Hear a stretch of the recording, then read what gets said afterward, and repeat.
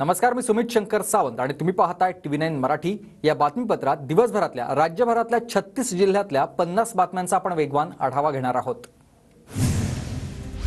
छत्रपती संभाजीनगरमध्ये संदीपान भुमरेंकडून उमेदवारी अर्ज दाखल। 25 तारखेला मुख्यमंत्री शिंदेंच्या उपस्थितीत पुन्हा अर्ज भरणार, संदीपान भुमरे यांची माहिती। छत्रपती संभाजीनगरमध्ये चंद्रकांत खैरेंच्या प्रचार रॅलीला उत्स्फूर्त प्रतिसाद। खैरेंच्या प्रचार रॅलीमध्ये आदित्य ठाकरेंची उपस्थिती। उमेदवारी अर्ज भरल्यानंतर चंद्रकांत खैरेंचं शक्ती प्रदर्शन। विनोद पाटील संभाजीनगर लोकसभा लढण्यावर ठाम। फडणवीसांसोबत सकारात्मक चर्चा झाल्याची विनोद पाटलांची माहिती। अहमदनगरमधून महायुतीचे उमेदवार सुजय विखे पाटलांकडून उमेदवारी अर्ज दाखल। मुख्यमंत्री आणि दोन्ही उपमुख्यमंत्र्यांच्या उपस्थितीत अर्ज भरला। अर्ज भरण्यापूर्वी रॅली काढत केलंय शक्ती प्रदर्शन। हिना गावित यांच्याकडून नंदुरबार लोकसभेसाठी अर्ज दाखल। शक्ती प्रदर्शन करत उमेदवारी अर्ज दाखल।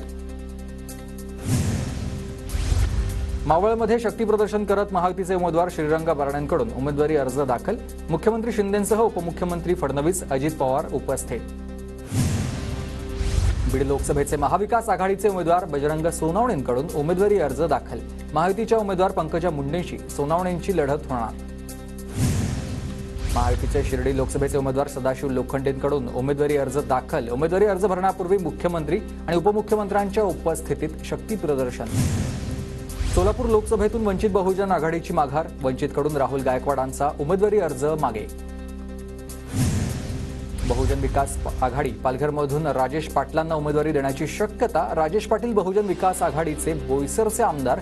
2 दिवसात हितेंद्र ठाकूर उमेदवाराच्या नावाची घोषणा करणार। माढा लोकसभा मतदारसंघात शरद पवारांच्या 6 सभा होणार। धैर्यशील मोहिते पाटलांच्या प्रचारार्थ सभेचं आयोजन 24 एप्रिल ते 2 मे या दरम्यान मोडनिंब, करमाळा, सांगोला, दहिवडी, फलटण आणि अकलूजमध्ये सभा होणार। राहुल गांधींची 24 एप्रिलला सोलापूरमध्ये सभा। महाविकास आघाडीच्या उमेदवार प्रणिती शिंदे यांच्या प्रचारासाठी सभा होणार। उद्धव ठाकरे यांची उद्या परभणीमध्ये जाहीर सभा। प्रियदर्शनी इंदिरा गांधी क्रीडा संकुलामध्ये संजय जाधव यांच्या प्रचारार्थ सभा।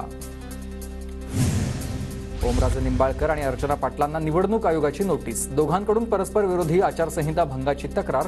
पुरावे सादर करण्याचे आदेश। पुरावे सादर न केल्यास कारवाई करण्याचा इशारा। बीडच्या घाट नांदूरमधील एका विवाह सोहळ्यास मुंडे बहीण भावाची हजेरी। सूर्यकांत मुंडेंच्या मुलाच्या विवाह सोहळ्यात मुंडे बहीण आणि भाऊ एकत्र आले। जळगाव लोकसभेच्या प्रचारासाठी 40गाव हॉटस्पॉट झाले। जळगाव लोकसभेसाठी महायुतीच्या स्मिता वाघ आणि महाविकास आघाडीच्या किरण पवार यांच्यात लढत होईल।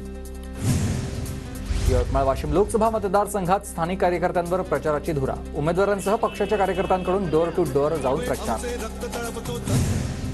नांदेडमध्ये जिल्हा प्रशासनाकडून पथनाट्य आणि गायन कार्यक्रमाच्या माध्यमातून मतदानाचं आवाहन आहे। मतदानासाठी 50 मतदारांना प्रेरित करण्याचा कर्मचाऱ्यांचा संकल्प।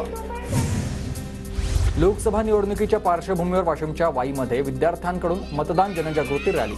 प्रभात फेरी काढत मतदारांना मतदानाचा हक्क बजावण्याचं आवाहन। 25 एप्रिलपर्यंत राज्यात पावसाचा येलो अलर्ट। उष्णतेच्या लाटेसह पाऊसही सुरूच राहणार, हवामान खात्याचा अंदाज आहे। गोंदिया जिल्ह्यात पावसाचं आगमन। वातावरणात गारवा निर्माण झाल्यानं नागरिकांना उष्णतेपासून दिलासा। भंडारा जिल्ह्यात बरसल्यात पावसाच्या सरी। अचानक आलेल्या पावसानं शाळकरी विद्यार्थ्यांची तारांबळ। नागपुरात हवामानाबाबत नागरिकांच्या मनात संभ्रम। भर उन्हाळ्यामध्ये मिळतोय पावसाळ्याचा अनुभव। पावसानंतर पुन्हा कडक ऊन। बीड जिल्ह्यात गारपिटीसह अवकाळी पावसाचा कहर। शेती पिकांसह फळबागांचं मोठं नुकसान। जिल्ह्यात 1874 हेक्टरवरील फळबागांचं नुकसान। अवकाळी पावसामुळे लातूर जिल्ह्यातील 162 गावातील पिकांना फटका। जवळपास 1100 शेतकऱ्यांच्या फळबागा आणि पिकांचं नुकसान। पंचनामे करून मदत जाहीर करण्याची शेतकऱ्यांची मागणी।